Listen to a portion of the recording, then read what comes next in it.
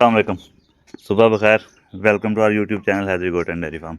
حدیث ہے جی، القاسب و حبیب اللہ، یعنی کہ ہاتھ سے کام کرنے والا اللہ کا دوست ہوتا ہے.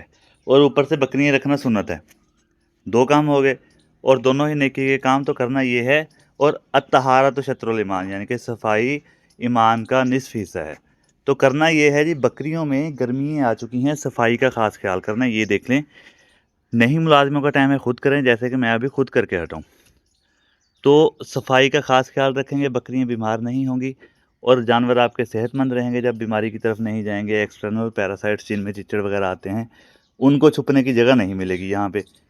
تو کوشش کریں، اگر صبح شام نہیں تو 24 گھنٹے میں کم از کم ایک دفعہ اپنے باڑوں کو، بکریوں کی کھرلیوں کو اچھی طرح صاف کر لیں، تاکہ جنتر وغیرہ جہاں آپ نے باندھنا ہے وہاں ہرگز کچرا نہ ہو.